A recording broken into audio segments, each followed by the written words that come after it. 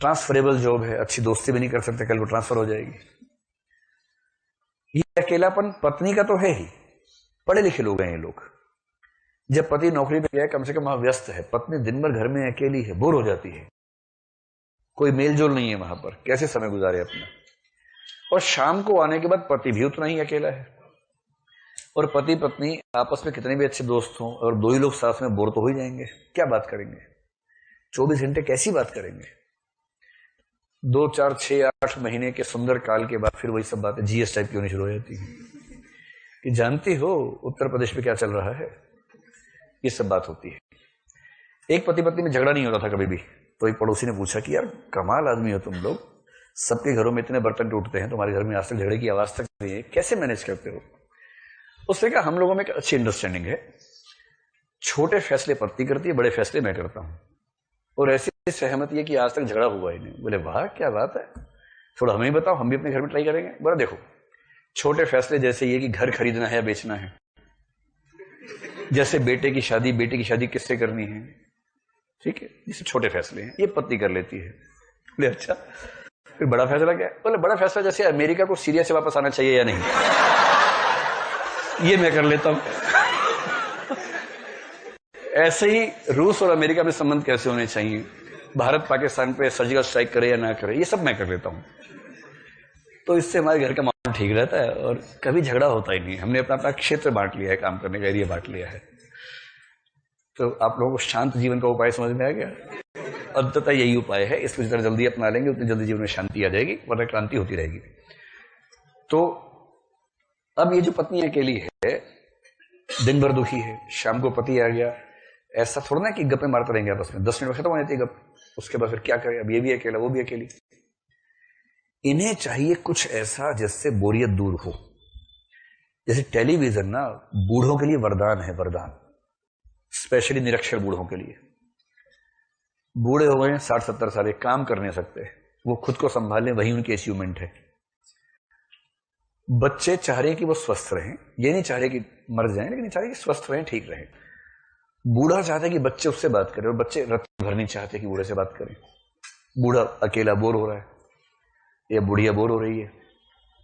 इस टेलीविजन ने पीढ़ियों के संबंध अच्छे कर दिए हैं कि जैसी शाम हुई, बूढ़ा बुढ़िया टीवी खोल के बैठ गए हैं, ऊंची आवाज भी, क्योंकि सुनता कम है, और अपने साथ साथ आप आसपास के 3 घरों को गुलजार कर रखा है। और 6 बजे शुरू किया, रात के 11 बजे तक टीवी देखा। जानकी को क्या हुआ, सावित्री को क्या हुआ, उसके घर में जो घुस गया था आदमी उसका क्या हुआ, उसके घर में जो चोरी हुई थी उसका क्या हुआ, उसकी बहू जो तिकड़म कर रही थी उसका क्या हुआ, उसको सब पता लग गया है। और अगला कल पता लगेगा उसके बाद वाला। और जब तक वो टीवी देख रहे हैं, वो किसी बच्चे से नहीं करेगी मुझसे बात करो, बच्चा आजाद है। वरना बच्चा निकलता था साइड से, आंख देख के देख तो दे रहे, फिर भागता साइड से। अब बच्चा आए तो बोलते हैं जाओ जाओ जाओ जानकी जाओ, अब टीवी में दिमाग लगा हुआ है। ऐसी वीडियो गेम जैसी चीजें हैं ना, ऑनलाइन गेमिंग, ये भी उन लोगों के लिए वरदान है जिनकी आर्थिक आवश्यकताएं पूरी हो गई हैं, बौद्धिक आवश्यकताएं हैं नहीं। ऐसे बहुत लोग हैं, आर्थिक आवश्यकताएं पूरी हो गई और बौद्धिक है ही नहीं उनकी आवश्यकता। उनको पढ़ने का मन नहीं करता, समझने का मन नहीं करता, कुछ आर्थिक पूरा हो गया, अब क्या करें। तो दिन भर लूडो मोबाइल फोन पर, या कोई दूसरी गेम या कोई तीसरी गेम, और खेलने वाला कोई नहीं मिल रहा तो ऑनलाइन। किसके साथ खेल रहा हो भाई? क्रिस्टोफर के साथ खेल रहा हूं। कौन है क्रिस्टोफर? पता नहीं, कोई कलमुआ होगा, पता नहीं कौन है, किसी देश का होगा। ऑनलाइन अवेलेबल था, मैं भी अवेलेबल हूं, खेलने दो। उनके लिए वरदान है। ये उस जमाने में नहीं था। इनका अकेलापन दूर कैसे हो मध्य वर्ग का? और क्योंकि ये पढ़े लिखे हैं। देखिए, एक तो पढ़ा लिखा आदमी है और दूसरा अकेला आदमी है। इनके लिए एक ऐसा मनोरंजन का स्रोत चाहिए था जो एक तो अकेले अकेले कंज्यूम किया जा सकता हो, और दूसरा जिसका संबंध पढ़ाई लिखाई के साथ हो, और तीसरा जो उनके इंटेलेक्ट के लेवल को सूट करता हो। और क्योंकि अकेलापन लंबे समय तक रहने वाला है, तो ऐसा जो लंबे समय तक खालीपन को भर सकता हो। इन सारी जो मर्ज हैं, इन सब मर्जों की दवाई बनकर जो विधा पैदा हुई उसको उपन्यास कहते हैं। क्या खास बात है? लंबा है, तो उस महिला के कम से कम 10-20 दिन गुजर जाएंगे एक उपन्यास पढ़ने में। बहुत बढ़िया चीज है, क्योंकि उस अकेलेपन का समाधान बड़ा मुश्किल होता है। पिछले महीने मेरी माता जी की मृत्यु हुई, उससे करीब 6-8 महीने पहले से उनको अकेलापन थोड़ा परेशान करता था, तो मैंने उनको 20-25 उपन्यास मंगवा के दिए। उनको पढ़ने का बहुत शौक था, सारे उपन्यास छाट गई। आखिरी दिन ऑपरेशन के लिए जब गई, उससे पहले बोली मुझे 10 मिनट रुको भी। मैंने क्या हुआ, गुनाहों का देवता थोड़ा सा बचा हुआ है। 4 पेज छूट गए थे, तो मैंने फिर रुकवाया। मैंने रुको रुको रुको भी, ऑपरेशन बाद में लेके जाना, पहले पढ़ना उनको। 4 पेज पढ़ लिए। फिर मैंने पूछा चंद्र को क्या हुआ बताओ, तो बताया चंद्र को ये हुआ और सुधा का ये हो गया, फाइनली ये हो गया। मैंने ठीक लग रहा है, ठीक लग रहा है। उसके बाद गई ऑपरेशन करवाने के लिए। संयोग था कि वहां से वापस नहीं आ पाई, लेकिन पढ़ते पढ़ते गई। तो पढ़ने का सुख बहुत बड़ा सुख है, अकेलेपन को दूर करने के लिए। अब उपन्यास ने क्या किया, इन अकेले पुरुषों और महिलाओं को बहुत लंबा वक्त गुजारने का सहारा दे दिया।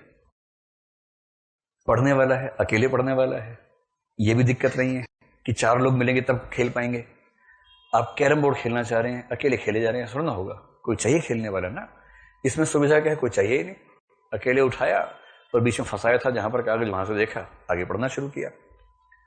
और डूब के पढ़ना, खाने पीने का एहसास भूल जाए, ऐसी रोचकता गद्य में है। पढ़े लिखे लोग हैं, उनको समस्या है नहीं, वो एंजॉय करते हैं।